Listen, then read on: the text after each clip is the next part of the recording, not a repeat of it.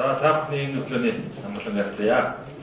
За өнөөдөр ачсан намаас энэ татварын нэмэгдэлтэй холбоотой эдийн засгийн хүндрэлтэй холбоотой зарим асуудал, за мөн одоо үндсэн хуулийн нэмэлт өөрчлөлттэй холбоотой болон бусад асуудлаар мэдээлэл хийхээр та бүхнийг өрсөн байгаа. Ингээд бидний урилгыг хүлээж авсан та бүхэнд талархлаа хэлье. За Монгол Ардын намын мөрийн хөтөлбөр байгаа. Монгол Ардын намын мөрийн хөтөлбөр дотор та бүхэн ч гэсэн мэдж байгаа. Энэ мөрийн хөтөлбөр дотор шинэ төрлийн татварыг бий болгохгүй, татварыг нэмэгдүүлэхгүй гэдэг ийм одоо мөрийн хөтөлбөрийг гаргаж ард түмэнд танилцуулж байгаа. Өнөөдрийн улсын хурд 65-ын одоо суудлаа авсан байгаа. Тэгээд үүнийхээ дараахнаас эхлээд шууд одоо мөрийн хөтөлбөрийнхөө энэ залтыг зөрчиж нийтдээ бол одоо 9 төрлийн татварыг нэмэхээр ингэж оруулж ирсэн байгаа. За тэгээд энэ 9 төрлийн татвар нэмэгдүүлсэн энэ одоо нөхцөлөө бол олон улсын валютын сангийн шаардлага гэдэг ийм одоо халахвчилж нэмэгдүүлсэн. За тэгээд энэ одоо 9 төрлийн нэмэгдүүлсэн татваруудын нь одоо нөлөөлөлд өнөөдөр улсын орны амьдрал, иргэдийн амьдралд бол нэлээд одоо хүн дээр тусгаар ийм нөхцөл байдал үүссэн учраас өнөөдрийн мэдээллийг бид нар хийж байна. 2018 оны 1 сарын 3-ны өдрийн ачсан намын улсын хурд дахь бүлгийн одоо хуралдаанаар Монгол Улсын ерөнхий сайд ухнаагийн хөрөлсөгт бол шаардлага хөрвүүлсэн. За энэ шаардлага нь бол ерөөсөө эдийн засаг хүндэрч байна. Ард иргэдийн одоо нуруунд дээр та бүхний нэмсэн энэ одоо 9 төрлийн татварч нь бол одоо нэрмээс очиж байна. Ийм учраас энэ одоо татварынхаа нэмэгдлийг улсын хурлынхаа одоо гишүүдэд сануулж энэ одоо нэмэгдлийг буцааж эргэж харах ийм шаардлагыг хөрвүүлсэн байгаа. Арчилсан нам мөн одоо энэ бүлгийнхаа шийдвэрийг бол 100% дэмжиж өнөөдөр бас та бүхэнд энэ одоо хэвлэлээр мэдээлэл өгүүлж байна. За 2011-ээс 12 оны онд бол гадаадын хөрөнгө оруулалтын хэмжээ нийтдээ 11 орчим тэрбум Америк доллар байсан. 2014 онд энэ бол 1 тэрбум Америк доллароос доош орох хүртлээр буурсан байна. За эдийн засгийн ийм одоо хүндрэлийн үед ачсан нам энэ янз бүрийн байдлаар хамгийн одоо энгийн буюу аргаар энэ татвар нэмэгдүүлэх байдлаар ард түмэндээ бол энэ ачааг өөрүүлээгүй, дотоод зардлаа хэмнэх, яамныхаа одоо сайд дарга нарын зардлыг танах, бусад их үүсвэрээс гэсэн байдлаар бол асуудлыг шийдвэрлэж ирсэн. Энэ үед бол ямар нэгэн татварын хөдөлгөөн хийгээгүй гэдгийг бас та бүхэнд хэлье. За тэгээд энэ 7 төрлийн үндсэн татвараасаа бол татвараа нэмэгдүүлэхдээ ямар нэгэн одоо тооцоо судлааг бол маш муутайгаар хийсэн ийм одоо татварын өөрчлөлтөө гэж бид нар үзэж байгаа. 2017 оны 4 сарын 1-ээс хэрэгжсэн иргэдийн хадгаламжийн хүүгээс авах татвар бол бүх хүмүүс тэгш байдлаар хүүхдийнхээ мөнгийг хадгаламжиндаа хадгалаад өсгөж байгаа иргэдийн орлогоос хүртэл авахар ийм байдлаар хийсэн. Энэ бол буруу. Автомашины онцгой албан татварыг нэмэгдүүлсэн. Энэ дундаа бол плюс метийн одоо ард түмний унаа гэдэг машины онцгой албан татварыг нэмэгдүүлснээр нэг одоо автомашинд ногдох одоо үн 5 орчим сая төгрөгөөр нэмэгдэж энэ бас л иргэдийн нуруунд дээр хүндрэл болж ирсэн. Энийг бол бид бүхэн одоо нэргсэн хойно буюу өнөөдрөөс ачсан нам дуграагүй. Сөрөг хүчнийхээ хувьд өнгөрсөн хавраас гэсүүдэд бид нар шатраатай маш олон одоо эсэргүүцлийг илэрхийлж, за мөн иргэд хүртэл пүрүүсээ шатаах хүртэл хэмжээнд эсэргүүцэжсэн боловч энийг бол төр маань ерөөсөө чихний хажуугаар өнгөрөөсөн. Өнөөдөр энэ 18 оны 1 сарын 1-ээс эхлээд энэ татварууд дотор орж ирсэн шатхууны онцгой албан дотор нэмэгдсэн байдал нь бол литр шатхуун дотомд 50-аас 150 төгрөгөөр нэмэгдээд Монголын онцлог бол байдаг том газар нутагтай. Энэ дээр бид нар бол автотеврийг ашиглаж ажиллагаа бодлоо 8-аар эрхэлдэг. Тэгэхээр энэ одоо бензин үнийн нэмэгдэл бол суур үнийн нэмэгдэл болоод явчихж байгаа. Тэгээд дам утгаараа иргэдийн нуруунд дээр ирнэ энэ үнийн өсөлт нь. Дээрэс нь инфляцийг бол шууд нэмэгдүүлэх ийм одоо муу үр дагавартай шийдвэр болсон байна.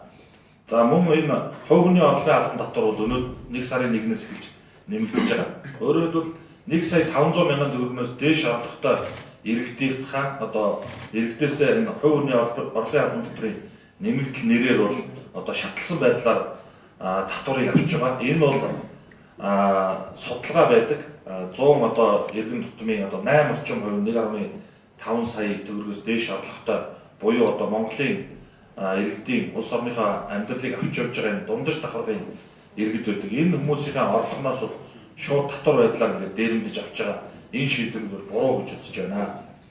1 сая 500 мянган төгрөг бол Америк долларт шилжүүлээд 600 гаруй хүн доллар 600 гаруй хүн долларын орлого олж байгаа хүмүүсээ өндөр орлоготой чинээлэг баян гэж үзэж байгаа энэ бол эмгэн л юм аа. Энэ бол маш бага хэмжээний мөнгө. Үлдсэн тэр 90 гаруй хувийг нь бол дундаас доош ядуу төвшөнд байгаа гэдгийг бол хүлээн зөвшөөрч байна гэсэн ийм одоо байдлаар арчсан юм үзэж байна. Тэгээд энэ эдийн засаг сая жилийн одоо оны эцэст Монгол улсын одоо төр засгийн өндөрлгүүд эдийн засаг өсөлттэй байгаа, валютын нөөц нэмэгдсэн, хямрал бол одоо байхгүй болж байгаа мэтээр ярьж байгаа. Үнэхээр хямрал байхгүй эдийн засаг сайжирч байгаа юм бол иргэдийн халаас руу гар төрж энэ татвар нэртэй энэ хуульчилсан байдлаар ингэж гар дүрж энэ татваруудыг авдаг нь бол буруу гэж арчсан бол энэ одоо татврын нэмэгдлийг бол буцааж харж улсын хурлаараа нэн даруй авч хэлцэж цуцлахыг бол шаардаж байна. Харин үүний эсрэг худалдаа эрхлэгчид Монгол улсын 300 мянга орчим худалдаа эрхлэгчид за ажлын байр бий болгож татвар төлж байгаа одоо хувийн бизнесийн одоо өнөөдрийн тулгамдсан асуудал болоод байгаа энэ банкны зээлийн хүүг тодорхой төвшөнд одоо бууруулах, түүнээс дээш гаргахгүй байх. Өнөөдөр зээл нэрээр иргэдийн одоо халааснаас маш хэмжээний одоо мөнгийг хүүлж байгаа энэ байдлыг эсэргүүцсэн мөнгө хөлтийн эсрэглэг ийм одоо зүйлүүдийг санаачлаад ажлын хэсэг байгуулад судалгааныхаа шатанд явж байна. Тэгэхээр энэ одоо зүйлийг улсын хурл руу тун удахгүй өргөн байрны энэ үед нь улсын хурл манаас хэлцэж дэмжнэ гэдэгт бол эргэлзэхгүй байна. За ингээд эцэст нь товчхон хэлэхэд энэ одоо нэмэгдүүлсэн татваруудаа эргэж хараа, энэ татваруудынхаа одоо өөрчлөлтийг цуцлаа гэдэг ийм шаардлагыг арчсан намын улсын хурл дахь бүлэг арчсан намын гишүүд бол улсын хурлаас шаардж байна.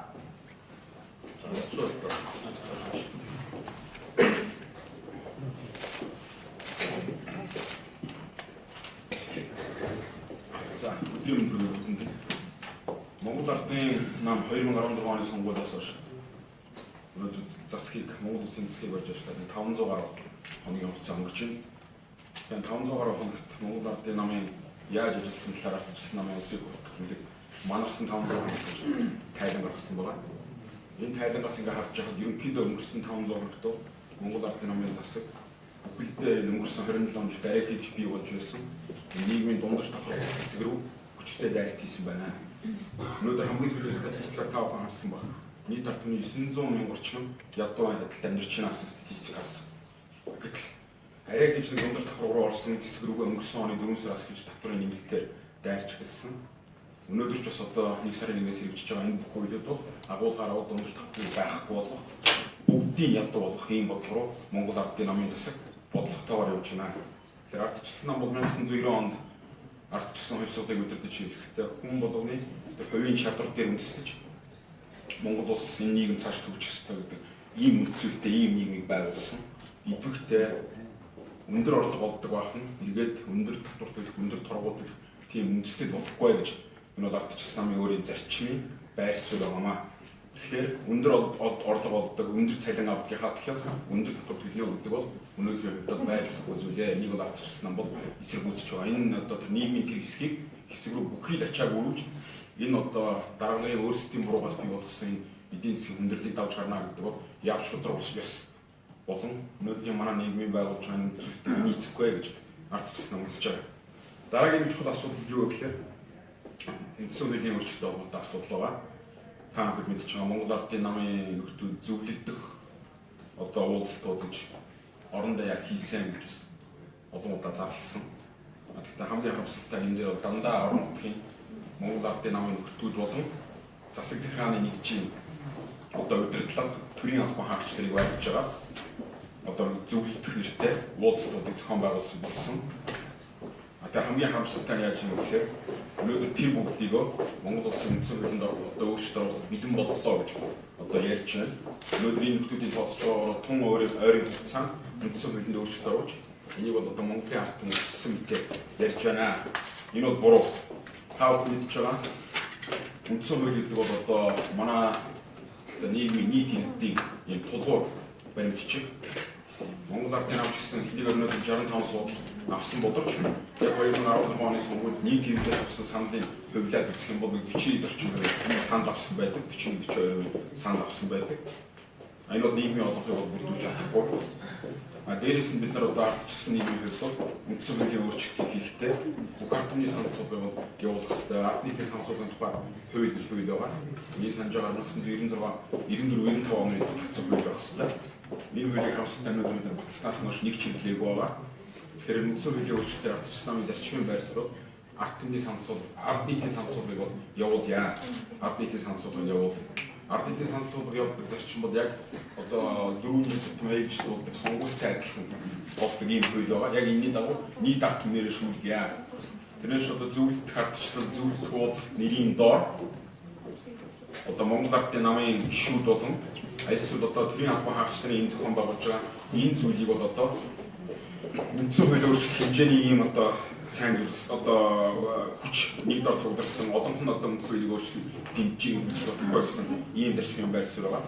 Тэгээ дээрээс нь одоо та бүхэн мэдж байгаа 65 судалтай намын одоо улсын хурлд суулж байгаа нөхдүүд бол энэ өнгөрсөн 500 хоногт өөрсдөө харуулсан байдлыг бол харж байгаа. Ёс суртахууны хувьд за нэг орно гэсэн сэтгэлийн хувьд яа харахгүй энэ үндсэн хуулийг өөрчлөх юм ёс зүйн чадамж байхгүй гэдэг бол өнгөрсөн жил илүүгийн хугацаанд өөрсдийнхөө үнэлгээ хангалттай харуулсан гэж үзэж байгаа маа. Тэгэхээр ардчилсан намын байр суурь ингээд тодорхойлоод тэгэхээр үндсэн хуулийг бол өөрчлөх тал бол байгаа.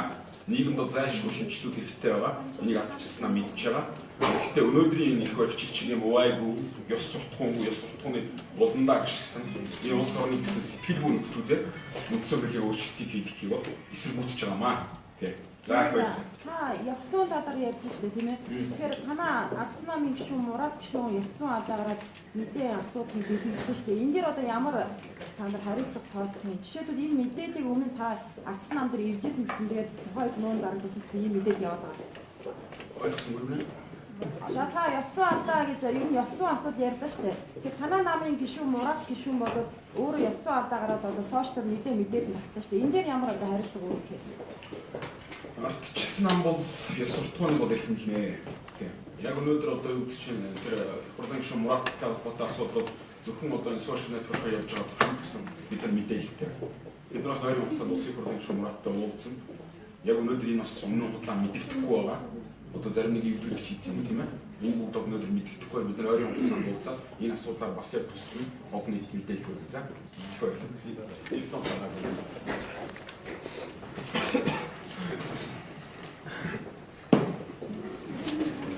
За тэгэхээр одоо энэ их баригчдын зүгээс булгай лөөрийг энэ иргэдийн халаас руу орж байгаа энэ дээрмийн ажлыг бол юутай холбож тайлбарж байгаа гэхээр Чингис бонд ч гэдэг юм уу өмнө нь одоо Арс намын ирэх барьж байгаа үед алдаа гаргасан тэр алдааг одоо цайруулах гэж байгаа мэтэр гэж буруу тайлбарлаж байна л да. Тэгэхээр худлаа үгийг мянга хэлэхээр үнэн болдог гэдэг шиг энэ дээр бол бас иргэдийг төөрөгдүүлэх ийм нөхцөл байдал үүссэн учраас Арс намын зүгээс өнөөдөр албан ёсоор нийгэм тулгуурласан асуудлууд болон эдийн засгийн асуудлууд, дээр нь үндсэн хуулийн асуудлууд, дээр нь Чингис бондтой холбоотой асуудлуудаар бас тодорхой тайлбар хийж байгаа. Өнөөдөр засгийн газрын зүгээс Чингис бондын эхний төлөлтийг хийж байгаа гэсэн мэдээлэл бид нар авсан байгаа. Энэ бол бас Монгол улсын хувьд бол нэлээд чухал зүйл байгаа. Тэгэхээр өнгөрсөн хугацаанд ардын нам засгийн газраа байгуулснаас хойш 2.4 их 80 төгрөгийг бас босгосон байгаа. Энэ мөнгө одоо жишээлбэл хаачсан, юунд зарцуулагдсан гэдэг нь бол тодорхойгүй байна. Тэгээд ч өнөөдрийн одоо ерөнхий сайд, өмнөх ерөнхий сайдын таймыг огцруулах шалтгаан нь бол өнгөрсөн одоо 1 жилийн хугацаанд ардын нам хангалтгүй ажиллалаа гэдгийг бол одоо хөдөлгөөн үүдэл бол байсан. Тэгэхээр би хэдэн тоо юмнуудыг хэлье гэж бодож байгаа. Чингис бондын хүмүүс одоо ингээд маш одоо буруугаар ойлгуулах гэж их баригчдын зүгээс хичээж байна. Бодит байдал дээр бол 1660 гаруй төслийг санхүүжүүлсэн байна. За 60,000 орчим хүнийг ажлын байртаа болгосон байна. Чингис бондоос автозам дэд бүтцийн салбарын төслүүдэд 1.4 их 80 төгрөг болгогдсон байна. За мөн одоо аймгийн төвүүдийг нийслэлтэй холбосон байна. Бид нар бол ярьдаг 1992 оноос 2000 12 оны хоорондох нь 20 жилийн хугацаанд бол 2087 км автозам тавигдсан байсан. Тэгвэл Чингис Бондын санхүүжилттэй 3 жилийн дотор буюу 2012-аас 15 оны хооронд энэ 20 жилийн одоо дунджаас даруй их буюу 2284 км зам тавигдсан байна. За ингээд бодон төслийн хүрээнд одоо 33 уулзуу шинжлэгдсэн. За Boeing 767 онгоцтой болсон. Буян тухай хороолд баригдаж 260 орчим мянган иргэн оглог дулаан суудсанд одоо амьдрах болсон. Гэх мэт одоо маш олон эдийн засагт одоо үр ашиг нь бодиттойгоор хэмжигдэхүйц ийм одоо нөхцөл байдал Чингис Бондын үр дүн бий болсон. Өнөөдрийн ирэх барьж байгаа Монгол Ардын намын тэргүүлсэн энэ засгийн газрын сүүлийн 1 жил гарны хугацаанд бол нэлээд хэмжээний мөнгөийг босгоод байдаг. Дахин хэлэхэд 2.4 их 80 төгрөгийг босгоод байдаг.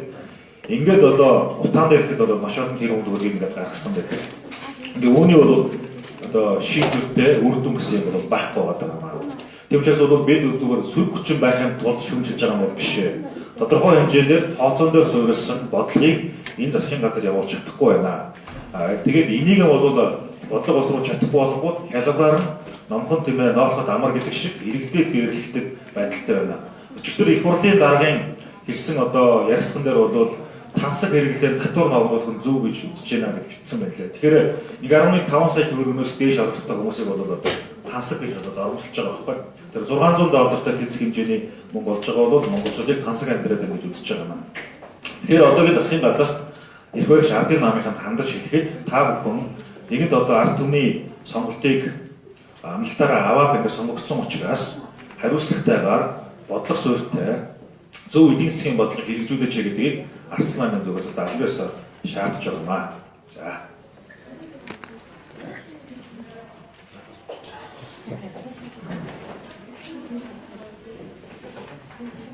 Баярлалаа.